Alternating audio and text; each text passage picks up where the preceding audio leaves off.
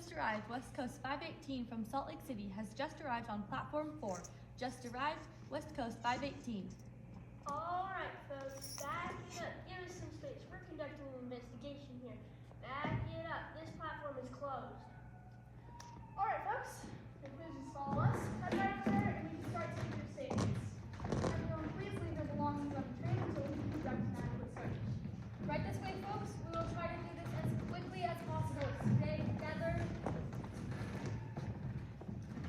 Sir, the guitar, not in your book, you with the bag. Please folks, all belongings stay on the train.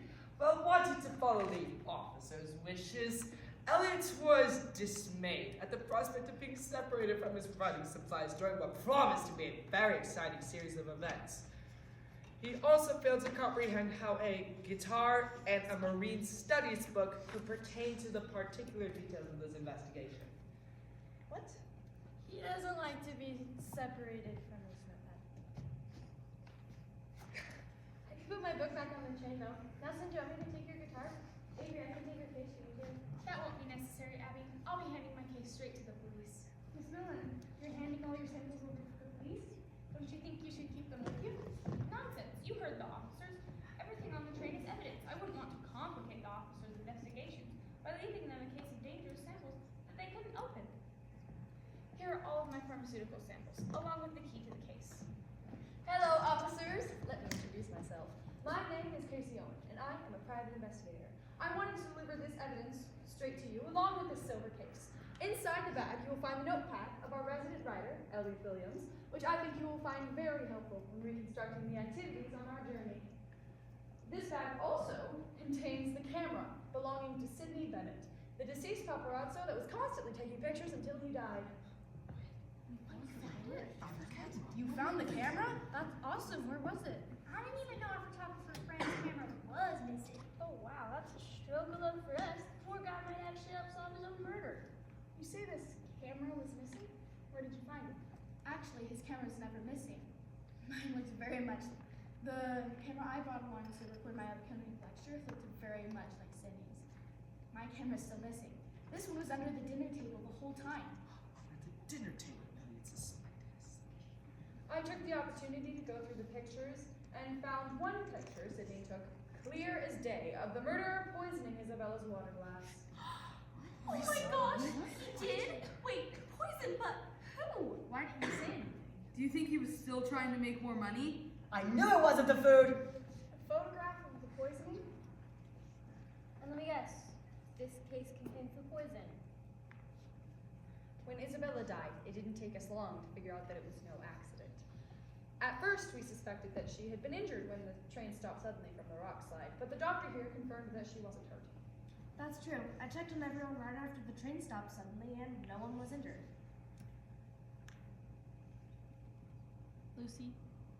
I'm so sorry, Len. Oh, sorry. Sorry. Who was it? Oh, who was it? Who murdered Isabella? At first, we all suspected Sidney did it. He had the most to gain by selling off these pictures of Isabella's death.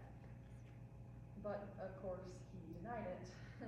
He offered to let us take a look at his photos to see if we can find any helpful pictures. And he's the other person who's deceased? That's when we realized we were wrong about Cindy being the murderer. After Cindy died, we knew we had to look for other potential suspects. Avery, how is it that you were the one to figure out who killed Isabella and Cindy? Derek, Jennifer, Lauren, and Abby all went with Owen to look for clues. How is it that you were the one to figure it out? I realized I was carrying a whole case worth of potential danger. When I checked on my samples after the rock slide, everything was fine. But when I checked on it later, I noticed the vial of medicine was missing. You're missing dangerous medicine? We have to find it. You all could be in danger. Your medicine poisoned Isabella? It was you! It must have been you! No one else had access to your case. Plus, you were sitting at the same table as Isabella for dinner.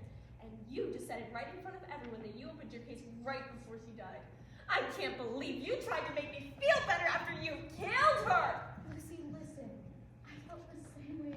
I thought the same thing at first as well, but when we went back through Elliot's notebook, we realized that it was nowhere near Cindy at any point in the evening. She couldn't have killed him, and she didn't kill Isabella. But there was one other person at the table with you and Isabella. One other person who had access to the case. And the only person near both Sydney and Isabella at the time of their deaths. Jillian! Going somewhere? Gotta be back quicker than that. Catch me. Fine. You figured it out. It was me. Oh, I don't believe this, Jillian. How could you? Lucy, I didn't mean to kill her. Honest, I didn't. But you did kill her. And why Cindy? Why? I was so angry at the way Isabella had treated us at the train station when we were buying our tickets. And again at dinner. She was so rude to everyone. I mean, what did she think gave her the right to talk down to us? To all of us. Fame doesn't give people the right to act that way. That's why you killed her? You were angry with her insults? No! All I wanted to do was embarrass her. When I realized Sydney was on board and taking pictures to sell, I thought, what would bring Isabella down a notch? She was so worried about looking her best and being better than everyone else that I figured a bunch of pictures of her getting sick all over the train right before her big movie premiere would be just a thing to mess up her perfect Hollywood image. Why kill Sydney? Wait, it's Holly Roy. So you poisoned her to make her sick? When Avery opened the case after the train stopped, I slipped out the vial closest to me before we shut the case again. During all the commotion, I put some in her water glass. That way she would get sick and Sydney could sell her embarrassing pictures. I'm so sorry. I can't believe this. How many times have I told you we deal with dangerous things? What were you thinking? Why kill Sydney, though? When Owen and Sydney decided to go through his pictures to find a picture of the murderer, I knew I had to get his camera. He never stopped taking pictures. I was sure he had a picture of me poisoning Isabella's water, and I knew I would never get it from him willingly. He hardly ever put the camera down. I still had the rest of the vial in my pocket, so as soon as I saw my opportunity, I put the rest of the vial in his water. You knew it was going to kill him, and you did it anyway? And for nothing! I snuck back to get his camera as soon as I could and hid it in my coat pocket. But now I find out it's someone else's camera? I didn't even see anyone else with a camera. That's because no one else had one. I wondered why you kept calling this empty water glass a camera. Glad I just went along with it. Avery and I figured out that Jillian was the only other one with access to the case of medication. We knew she was the murderer. Holly looked back at Elliot's notes and figured she must have Sydney's camera. We knew we wouldn't get the evidence out of her unless we tricked her into it. I figured that if we pretended that we had the camera, it might make Jillian nervous enough to confess. And I was right. So I did have the camera all along. And you didn't actually have a picture of me poisoning anyone. Of course, now that we have your confession in front of all of these people, doesn't really matter if we have a picture or not. You're under arrest. Let's go. Well, folks, we'll still have to take you all down to the station for official statements, but since we have a murder and a confession, it should be easier to get you all on your way. If you'll please follow me, we have cars waiting to take you downtown. Great job, everyone. Abby, brilliant idea with the camera bluff. Abby, I know I didn't want to work on this trip, but obviously this trip had other plans. You were a great asset throughout all of the chaos. You're very bright, and I'm sure you'll make a superb bedtime. That means so much. I learned so much from you about how to stay calm in emergencies, in an animal emergency. I do hate to admit it, but you did have some very effective insights throughout this investigation. Perhaps I underestimated you. That'll teach you to judge a book by its cover, eh, Professor? I never did hear what your college degree was in, Mike. Criminal justice. Well, that was all very surprising. I'll say, what a way to start our honeymoon. Jennifer, you and Derek worked so well together to help solve this crazy case. I suppose we did. You know, we work much better together when we aren't fighting. You're right, Jen. We need to keep ourselves on track, listening to each other, and working together on the restaurant instead of against each other. If I may cook in friends, I happen to know a fabulous musician who's looking for work right now and is very good at keeping people calm and relaxed. Come on, Nelson. Let's talk terms in the car. Hi, Avery. Yes, I can't believe this. I'm sorry I thought you were a murderer. To be honest, I feel somewhat responsible. I should have been more careful on who I trusted to be my assistant and handle the samples. You couldn't have known what Jillian would do.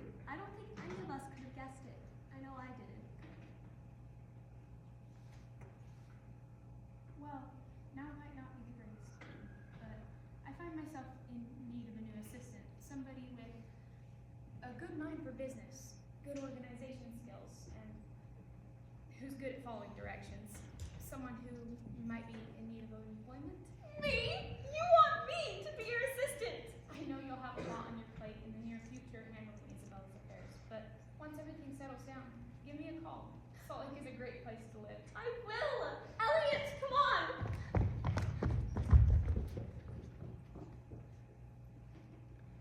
Elliot realized that he was the last train passenger on the platform.